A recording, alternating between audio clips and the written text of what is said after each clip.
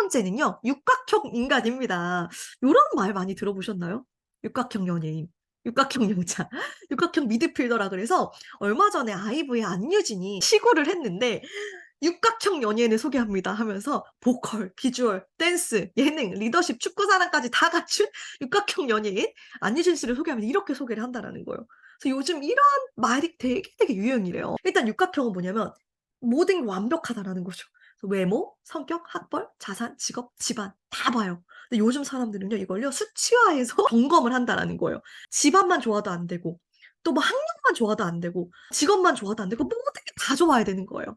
그러니까 요즘 젊은 친구들의 트렌드 중에 하나가 뭐냐면 그 힘든 일 뒤에 뭐 좋은 일이 온다. 이런 고진감래 서사를 굉장히 싫어한대요. 그런 건 필요도 없어. 그냥 태어날 때부터 완벽한 게 짱이야. 그냥 환생할래. 이 셀러브리티라는 최근에 나왔던 웹 드라마에서도 이 주인공이 엄청난 셀러브리티가 되는데 평범했던 과거를 막 숨기기 급급한 거예요.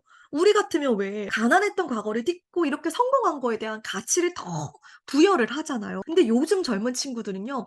이런 과거를 오히려 숨기게 바빠. 그래서 내가 펜질을 하고 덕질을 하는 아이들도 노래만 잘하는 게 아니라 성격도 좋아야 되고 공부도 잘했어야 되고 학폭 문제는 없는 건 기본이고 작사 작곡할 수 있어야 되고 두세 곡의 외국어는 당연히 할 수 있어야 되고 좋은 집안에서 구김없이 자란 아주 풍요로운 강남 학군에서 뭐 교수 아빠를 가지고 태어난 그런 아이돌을 선망한다라는 거예요. 그리고 또 하나의 특징은 뭐냐면 모든 걸 수치화한다. 프랑스와 우리나라의 중산층 기준이 달라요. 보면요. 뭐 외국어를 할 수 있어야 되고 스포츠, 악기, 요리 이런 게 아니라 우리는 무조건 수치. 부채 없는 30평 아파트. 월급의 500 이상. 이런 게 다 수치화된다라는 거예요. 그래서 육각형 인간으로 이렇게 수치화를 시키는 트렌드를 말하고요. 또 여기와 연관된 게 럭키걸 신드롬이라 그래서 마치 우리 예전에 시크릿 열풍이 불었던 것처럼 '내가 제일 럭키해. 내가 제일 운이 좋아. 내 인생을 바꿔 놓을 거야.' 이게 미국의 MZ 여성들이 요즘 한참 하고 있는 트렌드라는 거예요. 너무 재밌는 캐릭터를 발견했는데 맑은 눈의 광인이라 그래서 "얼떨결에 성공하고 싶다. 꿈은 이루어진다. 노력 없이 성과를 이루고 싶다." 이렇게 외치는 세대가 바로 지금의 MZ 세대. 이런 것들을 욕망한다라는 거예요.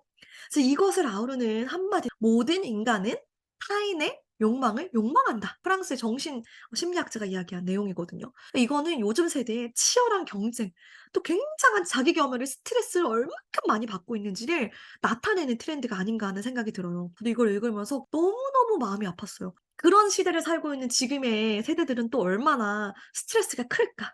그렇게 완벽해야 되는 부담감을 갖고 있으니. 그러니까 왜 우리들은 "야 니네가 뭐가 부족해서 다 가지고 있는데." 하지만 그들이 나름대로 스스로 느끼는 부담감과 스트레스가 굉장히 크다라는 거죠. 그래서 이런 얘기를 해 주고 싶어요. "나다운 것이 행복한 거다." 만인이 만인과 비교되는 시대라고는 하지만 타인과 비교하지 않고 나다운 것이 무엇인지를 한번 생각해 보는 그런 시기가 필요한 것 같고요. 네 번째는 버라이어티 가격 전쟁입니다. 우리 옛날에는 권장 소비자 가격이라 그래서 항상 동일한 상품은 동일한 가격이었어요. 일물일가라고 하죠. 근데 지금은 같은 상품이어도 언제 어디서 누가 어떻게 사느냐에 따라 가격이 천차만별로 달라질 수 있다라고 해요. 그렇기 때문에 공급자와 유통자는 가격 측정을 굉장히 전략적으로 고려할 수 있다라는 거. 이거는 어떤 배경에서 나왔냐면 기록적인 인플레이션. 여느 물가가 미친 듯이 상승을 하고 있기 때문에 새로운 돌파구가 소비자 입장에서도 필요하고 기업 입장에서도 필요한 거예요. 그래서 가격은 뭘 포함하냐면 가치를 포함하는데 상품을 구매하는 시간, 구매하는 채널, 소비자 특성, 그리고 판매하는 방식에 따라서 다 달라진다라는 거예요. 일단 시간 버라이어티는 뭐냐면 언제 사느냐에 따라서 달라진다라는 거. 채널 버라이어티는 뭐냐면 어디서 사느냐에 따라 달라진다라는 거예요.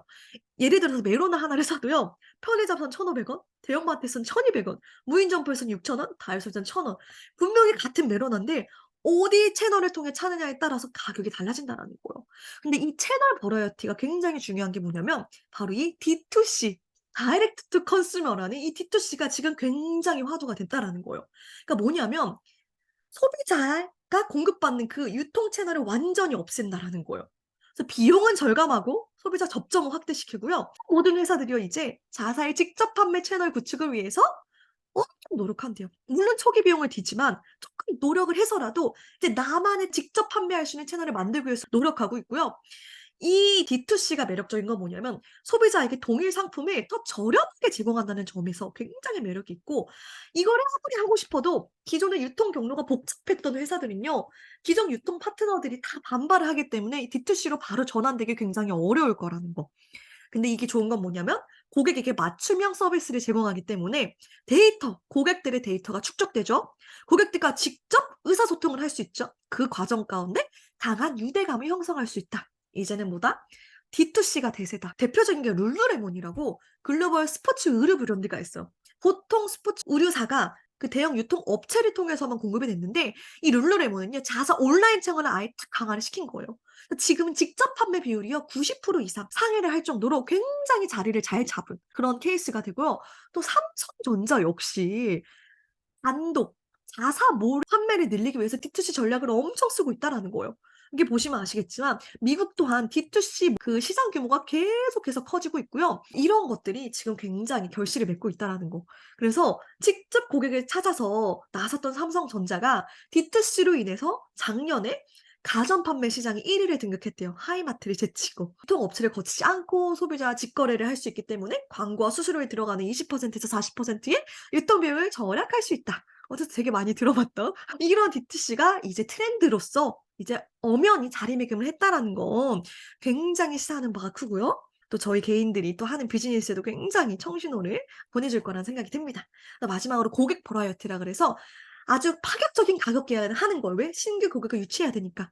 당신만을 위한 가격 티맵 서비스 해 가지고 상품이 또 가격이 달라지기도 하는. 그리고 옵션 버라이어티는 뭐냐면 쓴 만큼만 내세요. 비행기 같은 경우도 어떤 좌석이 넓냐 좁냐에 따라서 또 가격이 조금씩 달라지고, 호텔 서비스 이용할 때도 이걸 쓰냐 안 쓰냐에 따라서 가격이 달라지는 요런 것들. 그래서 아마존의 상품 가격도요 하루 한 250만 번이 바뀐다라고 해요. 이렇게 된 이유는 뭐냐면 플랫폼 경제가 도래를 하면서 이미 구매했던 행동들이 수치하기가 굉장히 좋아진 거예요. 그래서 굉장히 많은 양의 데이터를 가지고 맞춤형 가격을 제한할 수가 있기 때문에 이러한 초개인화 가격 시대가 도래를 했고요. 아마존 같은 경우 꼼수를 써서 불매 운동까지 일어났는데, 기존의 충성도가 높은 고객에게는 비싸게 팔고 아직 아마존에 등록을 안 한 신규 고객한테는 엄청 제품을 싸게 판 거예요. 그러다가 걸린 거죠. 그 기존의 고객들은 얼마나 배신감이 느껴졌겠어요. 그래서 그게 불매 운동까지 일어나고 대표가 사과까지 하는 일이 일어났는데, 이런 것처럼 사회적 규범과 윤리의 경계로 이런 가격 체계들이 막 비집고 들어가기 시작했다라는 거예요. 그래서 굉장히 특색적인 현대 경제의 하나의 특징이 된다라는 거죠. 결국은 중요한 건 뭐냐면 가격이 중요한 게 아니라 가치다. 그 가격은 결국 가치를 반영해야만 한다. 그래서 위대한 기업을 만드는 생존 부등식이 뭐가 있냐면 제품의 원가보다는 가격이 좋아야 되고 가격보다는 가치가 좋아야 한다. 이 부등식만 내가 잘 유지를 하게 된다면 이 기업은 계속해서 성장할 것이다. 원가보다는 가격, 가격보다는 가치. 항상 내가 지불하는 가격보다 더 큰 가치를 돌려받을 수만 있다면 소비자들은 언제든지 지갑을 열 것이다. 가격 버라이어티 전쟁에서 승리를 하려면 이런 것들이 잘 알아야겠죠. 네, 마지막 키워드입니다. 도파민이라고 해요. 혹시 나도 도파민 중독 아니야? 그냥 잠깐 휴대폰 보려고 했는데 막 1 시간, 2 시간씩 막 훅 지나가고. 그냥 나도 모르게 계속 쇼츠를 넘기고 있고 릴스를 계속 보고 있고. 혹시 여러분들 그런 경험 없으세요? 깜빡하면 그렇게 시간이 후딱 지나가요. 그거를 도파민 중독이라고 해요. 아주 자극에 노출이 되고 자극이 계속 생성이 돼야지 내 뇌가 평온하다고 느끼는 상태.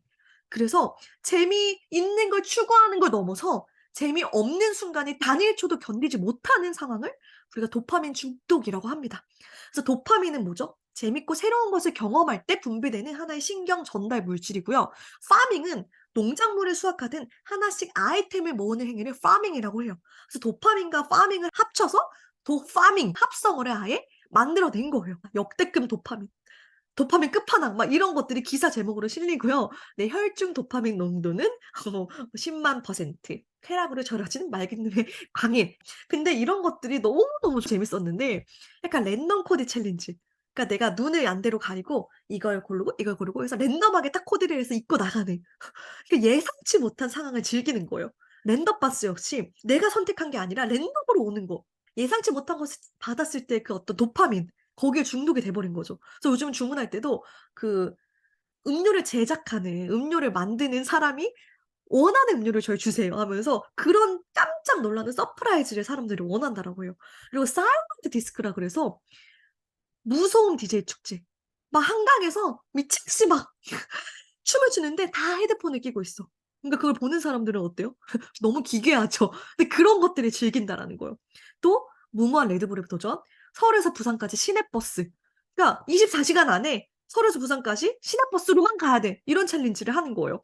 그걸 사람들이 막 보고 재밌어 하는 거예요. 왜? 재밌으니까 그냥. 이런 것들을 통해서 도파민을 계속 생성하는 이런 일들. 근데 이렇게 하는 이유는 뭐예요? 그냥 하는 거예요. 재밌잖아. 명확한 이유 없어요. 그냥 목표도 없고 그냥 재미가 삶의 목표이자 하나의 필수 속성이 되어 버린 거죠. 재미와 생산성은 양분하던 시대가 이미 끝났고 문자 언어에서 영상 언어의 세계로 넘어갔기 때문에 문자는 어때요? 은은하게 내가 의미를 파악하고 읽어야 되는데 영상으로 볼 땐 즉각적으로 와 닿아야 돼요. 그러니까 기승전 재미가 무조건 보장이 되어야 된다. 그렇지 않으면 다 날아간다. 시각적이어야 되고 본능적이어야 되고 직관적이어야 되고 강렬해야 된다. 그러면서 나오는 키워드가 뭐냐면 스토리텔링이 아니라 스토리 두잉이라고 합니다. 그래서 옛날엔 스토리텔링에 그쳤다면 이제는 이 스토리를 내가 직접 행동하는 거죠. 여기 보이세요? 성층권에서 단신으로 다이빙하는 이 남자. 결국은 최초로 맨몸 초음속 낙하에 성공한대요. 이거 누가 했냐? 레드불. 에너지 드링크. 그 회사에서 9,300억을 투자해서 이걸 했대요. 근데 유튜브로 라이브를 했더니 전 세계 800만 명이 시청을 하는 거예요.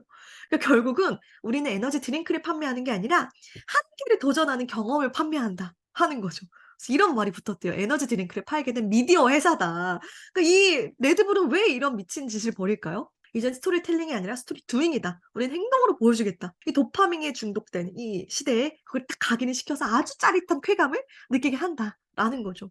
근데 이런 경우에 어떠한 조심을 해야 되냐면 팝콘 브레인. 단 자극에만 반응을 하고요. 굉장히 즉각적인 보상에만 추구하는 브레인을 팝콘 브레인이라고 한대요.